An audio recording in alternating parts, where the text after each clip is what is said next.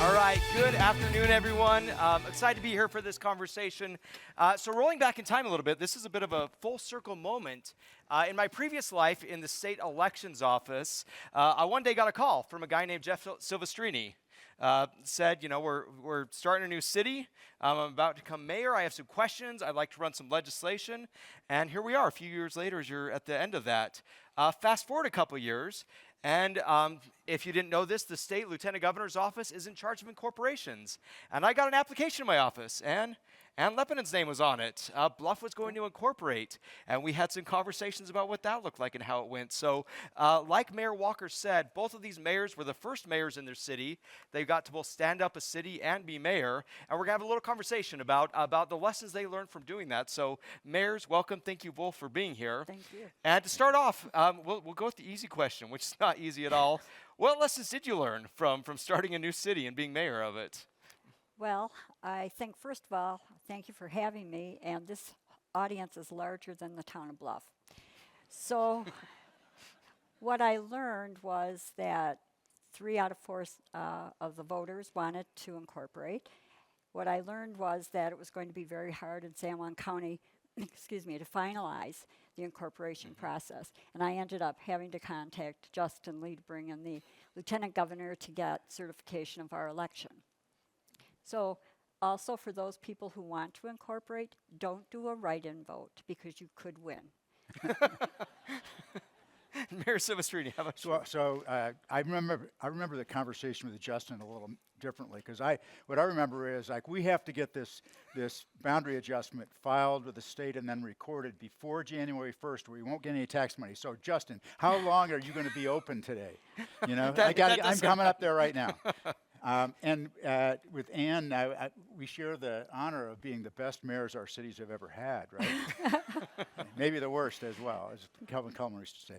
So, I mean, starting a new city and being a mayor for the first time with no political background is challenging. It was scary and challenging, but it was super fun. And I think you can probably say the same thing, that the reason that things turned out well for us is because of all the great people that we had around us.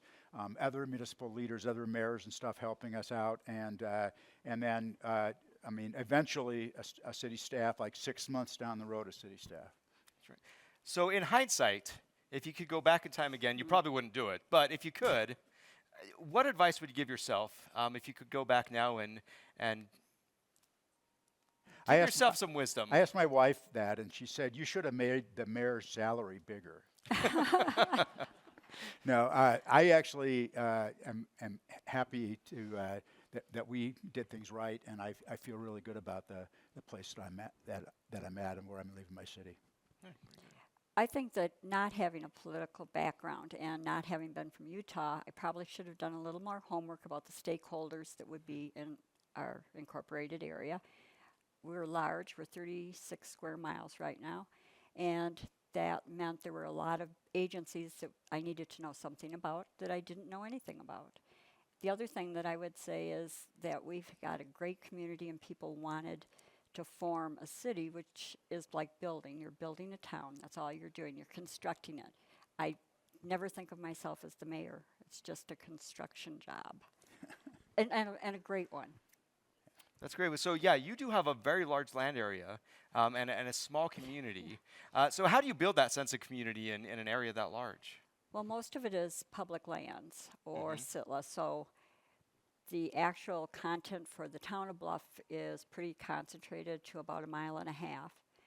And we do a lot of public events. We have very large turnouts at things like the Bluff Arts Festival.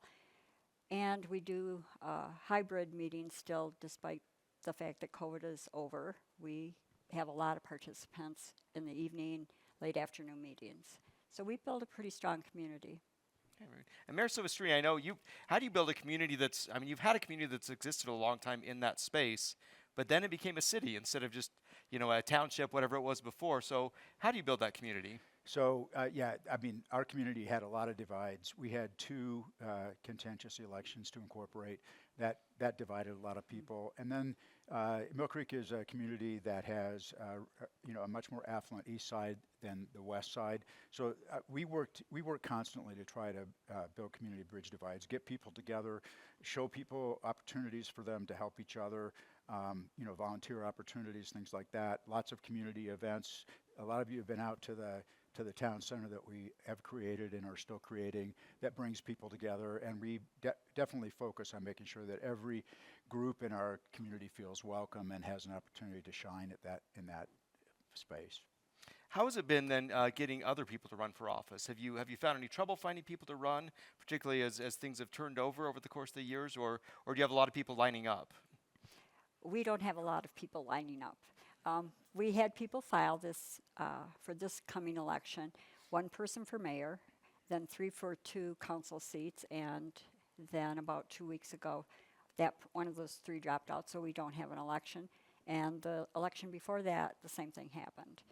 So move to Bluff. If you're younger, move to Bluff. So when we started out, we probably had 50 people who filed for office for Wow. mayor and city council, or nine people filed for mayor. It has not been that way since then. My second election was contested with one opponent, and then I was fortunate to be unopposed in the third election. And now I'm trying to drum up support and get people to file to replace me. So I know that there are good people that are going to do that, and Millcreek will have an even better mayor when I'm gone. I'm not sure that's going to be true, but we can always hope for them. So both of you, previously being part of a county, and then moving on to become a city, how did you work out the relationships with the services the county was providing, or things that you had to coordinate with them? Pretty much the first year and a half or two, the county continued to provide services. Over the course of the last year and a half or two, the county, because of economic constraints, have begun pushing more services that we need to provide. So one day we got a call saying, hey, I need an address. Oh, your building. Yes, I need an address. Well, go to San Juan County. Oh, on their website, they say Bluff is doing it. We've been getting about 1 day notice. So while we work well with the county, we get a lot of surprises. So I worked with Salt Lake County as a township chair for years before we incorporated. So I had a lot of great connections in Salt Lake County with county departments and county council people. For the first 6 months or so, we transitioned away from some county services. Our council made decisions about the things that we wanted to do ourselves, and then things that we felt the county could provide good service on, we negotiated contracts with. And we still have a lot of those contracts for certain things where they do a good job and provide good value.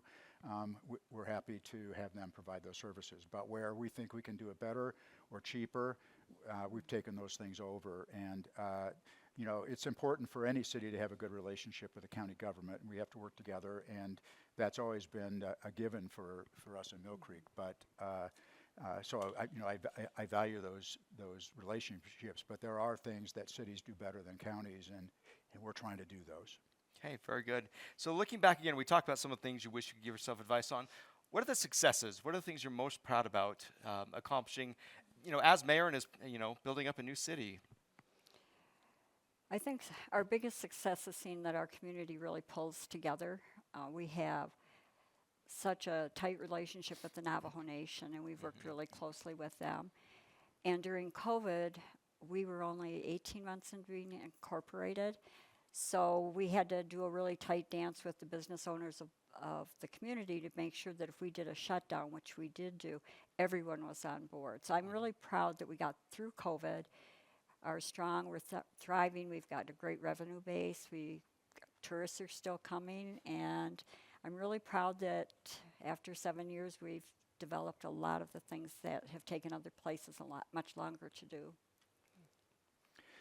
There are a lot of things that I am proud of, and frankly, if we hadn't gotten to this spot, I probably wouldn't feel comfortable stepping away at this point. But I'm super proud of what we've done on the social services level with our Promise program in Millcreek to support kids and help them get a better education by sponsoring basically 4 after-school programs in our city. I feel that we have done a good job in trying to build community. We built a new civic center in kind of record time, I guess, and that is being well received by our community. And in all this time, the other thing with the discipline of our council and our staff, we have been able in 9 short years to establish a AAA bond rating, and I'm super proud of that.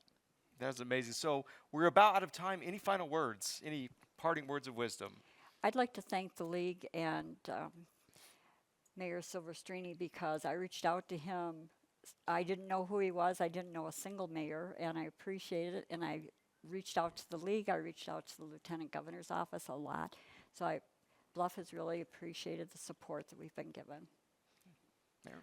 So I'll just say, I've had a great career as mayor, and I want to thank a lot of the people in this room who have helped me along the way. You know, we all kind of start out this thing not knowing what we're doing, but I got great support and mentorship from the other mayors in Salt Lake County and around this state, and council members, and that's been wonderful. I really appreciated my time with the league and league president. I echo what Mayor Walker said about the great staff that we have at the league. That's been marvelous. And I want to say to all of you, a lot of you have already come up to me. I really appreciate your good wishes. I want you to know that the rumors of my death have been greatly exaggerated. You know, while I have some health challenges that I found out about, these are things that I'm living with, and I'm going to be fine. But it's just time for me and my wife to take some time, given my age and our age and things we want to do. So I have really appreciated the association with all of you in this room. And, you know, I don't know if I'll be back in some capacity. Maybe I will, but not for a while. But thank you very much. All right. Well, thank you both so much. Thank you. Appreciate your service. Hey, thanks, Mayor. Appreciate it.